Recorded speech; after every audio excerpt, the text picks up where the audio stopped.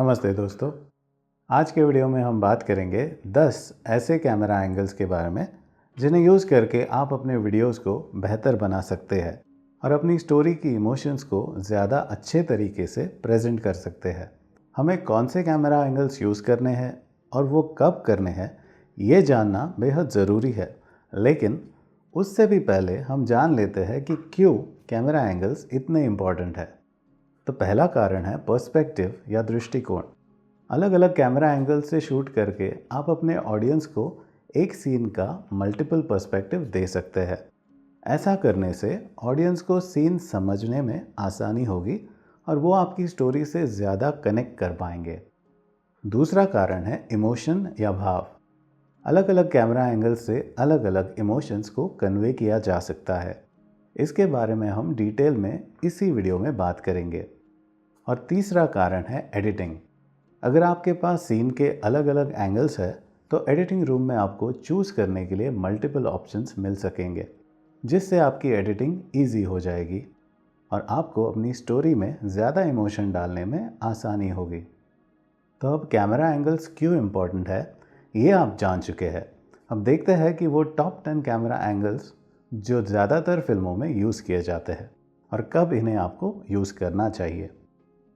पहला है wide shot, long shot, medium shot, tight या क्लोजअप शॉट, डिटेल्ड या extreme closeup shot, low angle camera shot, high angle shot, Dutch angle shot, over the shoulder shot और आखिर में POV या point of view shot.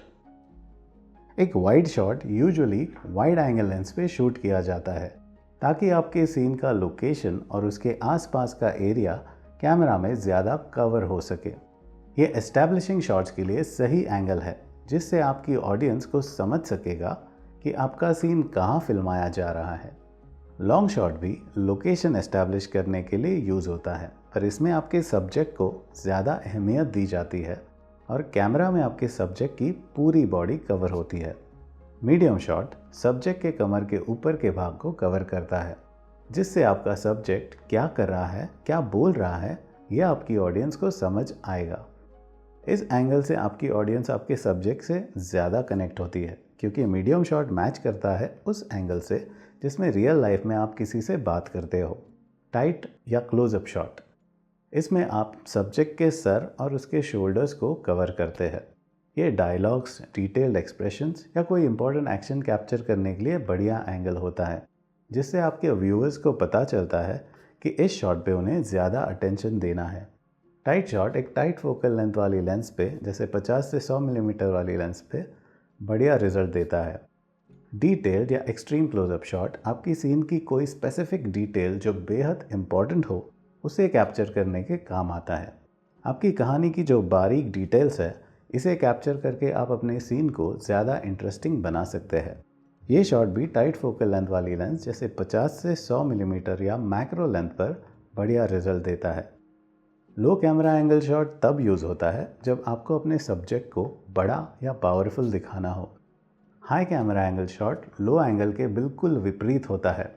यह आपके subject को छोटा या कमज़ोर दर्शाता है। डच एंगल में आपका फ्रेमिंग थोड़ा एंगल पे या टेढ़ा लिया जाता है। यह एंगल तब यूज़ होता है जब आपको एक बेचैन या अशांत स्थिति को दर्शाना होता है। अब बात करते हैं ओवर द शोल्डर शॉट की। जब आपके पास दो सब्जेक्ट्स हो जो आमने सामने बात कर रहे हो तो आपके कैमरा को एक सब्जेक्ट के शोल्डर के पीछे रखकर ओवर द शोल्डर शॉट लिया जाता है। POV शॉट या पॉइंट ऑफ व्यू शॉट आपके सब्जेक्ट या कैरेक्टर का दृष्टिकोण दिखाता है। इस एंगल से आपके कैरेक्टर के दिमाग में क्या चल रहा होगा ये आपकी ऑडियंस महसूस कर सकती है, क्योंकि इस एंगल में सीन को कैरेक्टर के नज़रिए से दिखाया जाता है। इस एंगल के लिए ज़्यादातर वाइड एंगल लेंस का यूज़ किया जाता है। तो ये रहे वो सारे एंगल्स जिनके बारे में हमने अभी विस्तार में बात की।